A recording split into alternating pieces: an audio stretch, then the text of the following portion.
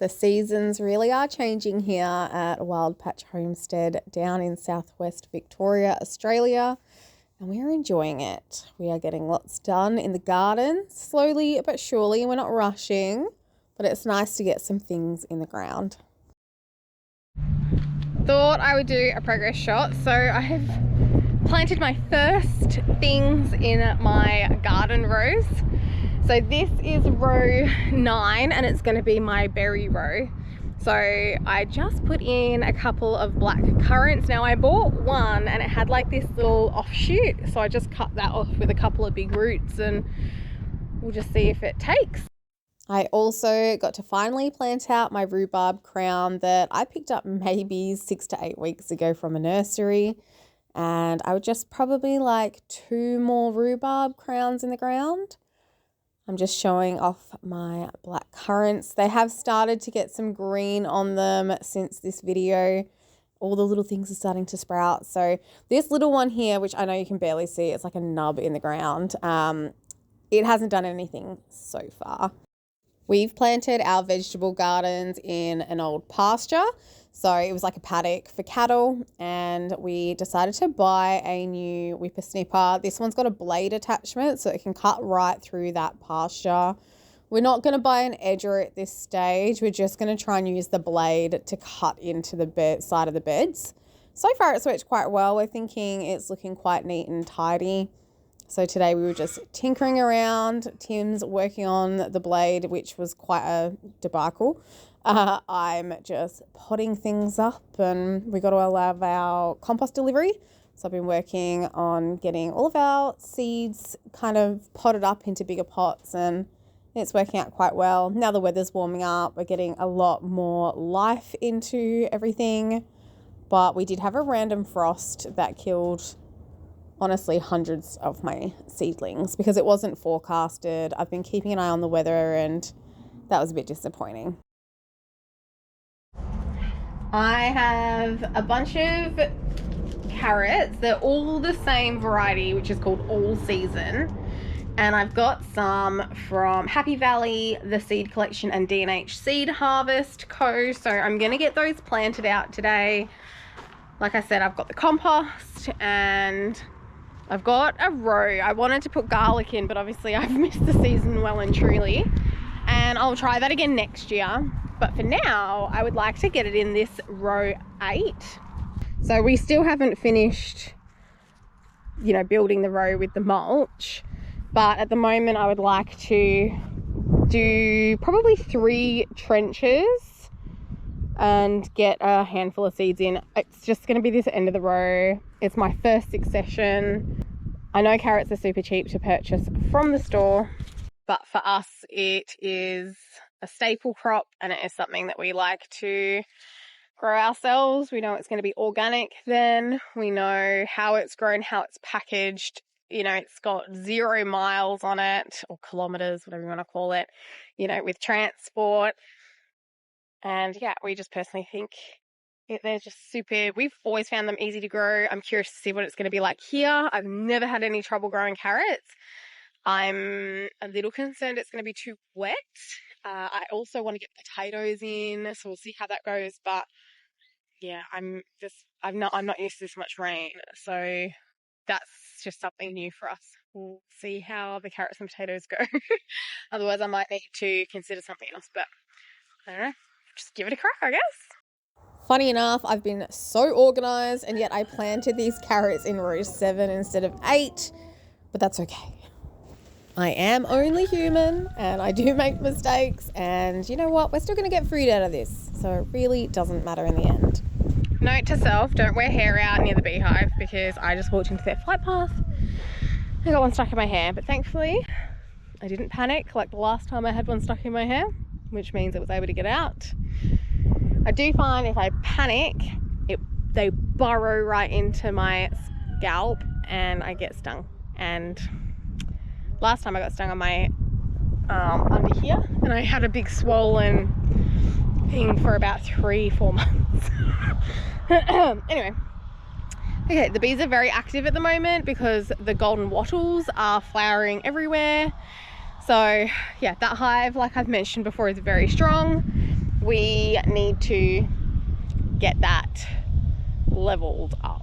But we are picking up our other hive from our friends near Mildura who have been looking after it for us, and so we picked that up this month at some point, and hoping we can create a bit of a little bee apiary area down the back of the property between the pines.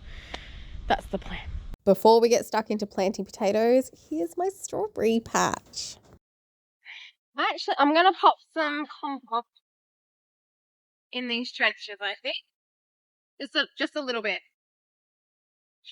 Just a bit of life back to the soil. I mean, I've got plenty. That is a huge pile. And I've taken like 3 loads of this so far and barely made a dent in it. Just a little sprinkling. All right, let's chuck some potatoes in. I think the worst that can happen is they won't grow. I wanted to show you Tim's work on the fence. So I got those potatoes all covered up. So far, so good. I haven't lost any to rot from what I'm aware of. And I just wanted to show you that we are redoing the boundary fence where our orchard is. So Tim and Hudson got stuck into that, cleared that out, and rebuilt the entire fence along that section.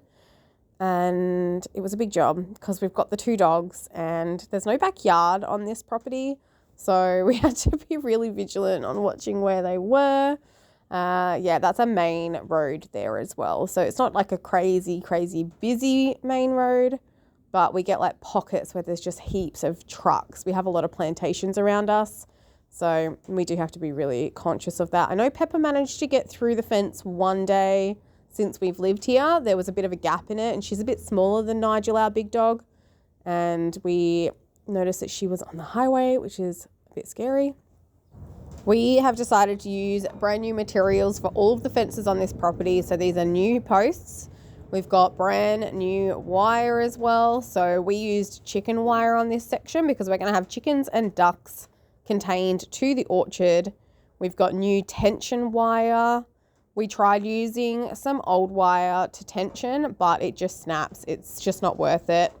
So we spent the extra cash and we have done it all brand new, and we're really stoked with that actually. Not only has Tim been working hard on the fences, he's also been building this chicken and duck coop. It's a 4-bay system, so ducks down one end and 3 bays for chickens. So that's on its way to being done. Just quickly in the kitchen, I thought I'd show you what I'm up to. Every week I like to preserve a soup or stew or something of some sort that will help us in spring, summertime when it's really busy and I don't want to cook. So I'm doing a recipe of just bacon and bean soup using up old Madagascar beans. And I'm using my Fowler's jars. So here I'm just checking for any cracks, getting my ring on. If I forget to do the ring afterwards and I fill it up with everything, I generally will spill the contents. But the process of making a soup or stew with a pressure canner is super duper easy. You just add whatever ingredients you kind of like, to be honest. So in this one, I'm using, like I said, beans that I grew at an old property. I have got an abundance of these Madagascar/Christmas lima beans. And then I added bacon, onion, carrot, peas. And then I just also have a little bit of seasonings that I add to it as well. But the Fowlers I find to be the perfect size. So these are a size 31 jar and a 4 lid and ring. The rings I do reuse. If there's no damage, no splits, I always check for splits.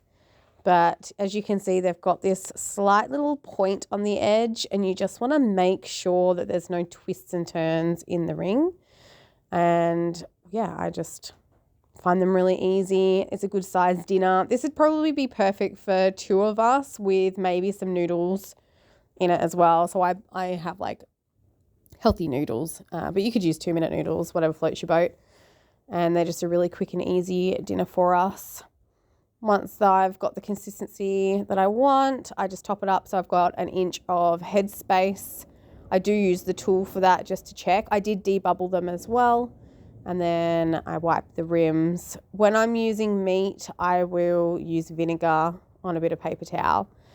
It was lucky I did that because I actually found that this orange one was twisted, which was funny because I'd already checked, but I guess it's one of those things. I've been canning for many years now, and yeah, you just always get caught out occasionally. So thankfully I noticed that, and I just flicked the ring, and then that way it levels itself back out again. And it's good to have that all sorted because it wouldn't have sealed, and it was a good find. So yeah, I finished wiping the rims, getting our lids on. The technique for the lids, just in case anyone's wondering, I kind of roll it on, and that way it doesn't grab the band and push it. And then you've got your clips that clip on, and I just roll that as well from one side to the next, give it a little push and make sure it is on nice and tight. There's all sorts of, people say you can use 2 rings, 2 bands or whatever. I just don't. I just use, I'm getting my words mixed up, clips. I've always just used 1 clip for my Fowler's preserving, and my seal rate is phenomenal. I much prefer it over the other style of bands and, like the ball jars and stuff. I do have a couple of those, but yeah, I just find these a little bit better in regards to not having to buy all these, packets of lids. If I have to buy some new rings here and there, it's just for me a lot more cost effective. I picked up all of my jars for about $1 each. I know that you can still get them for $2 or $3 each jar. They are sturdy as. I mean, these jars are from the 60s and 70s. So, and I know that because the lids, they've got these plastic clip lids, and they only fit on the jars from 1974 onwards, and they don't fit a lot of my jars. Yep, so here I'm just showing you that I need to vent that so the steam comes out of that little hole for 10 minutes. And then you can get your little jiggler weight on and off she goes. Now, all right, let's get back to this fence. We do bounce around because Tim and I have got different projects going on. No, we've got 2 random tall posts here. That's because we've got a rooster pen going down the back. We want them to have access to the orchard, but also access to the paddock so they can go out there with the sheep at some point and just kind of be pasture raised chooks. The orchard looks brilliant. It is so nice to have it enclosed partially. The chickens are still running around the property, but that's okay. I want to show you this tensioner jig that Tim built so that he could pull his wire on his own just using the little digger. But really, you could hook this up to your car and do the same kind of thing. But we've just got the digger temporarily from a friend on loan, so we'll use it. This is the back, so we've got sheep and, well, we will soon, and that's why we've got barbed wire. And then that way we can put cattle in that area if we want to as well. I'll bring you back to the kitchen and show you these beautiful bread rolls that I made. I like to make these a couple of times a week, and I like to freeze a bunch too. I've pulled the cans of bean and bacon soup out of the canner. I'm going to leave them like this overnight. I'm not going to touch the clips, nothing. They're just going to sit like that. Then I'll bring you in the next morning and show you. Here we go. I'm going to take that clip off. And then I just like to tug on the lid and just see if it comes off and lift it. And that's fine. So I went through and I just checked all of them, but I had 100% success rate of them sealing. No issues. And then I just pop the clips aside. I don't put them back on. I will use those clips then for my next batch. All of them sealed perfectly. They look really good. I'm really happy. More food for the shelf. Every morning I like to go out to the garden and just see how my plants are going.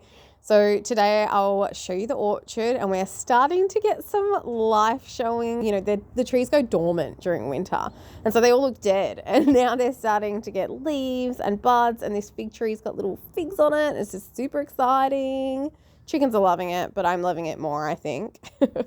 And then I go down to my potting shed, or my new garden shed that Tim built me, which I'm loving, by the way. I've really moved in, as you can see. I've made myself at home. And I like to check on my seedlings. and just make sure everything's growing okay. And I will water them and feed them if I need to and pop them up if I need to. And it's just kind of part of my daily routine. And I do keep some natives there and they're looking good, but I don't want to plant them out yet because, yeah, it's still a little bit risky with the frost. And then I'm just quickly showing you some shots of my beautiful vegetable garden and what we've got in. Tim decided to put this little fence around my strawberries because the chickens were showing some interest. But then I ended up planting more out anyway and all sorts of stuff like potatoes and carrots, and I haven't had any trouble with them yet. But that doesn't mean I won't, because they are troublemakers. So that's where we're at. But I'm going to leave the video here, and thanks so much for joining us, guys, for another week, and we'll see you guys again soon. Have a good weekend. Bye.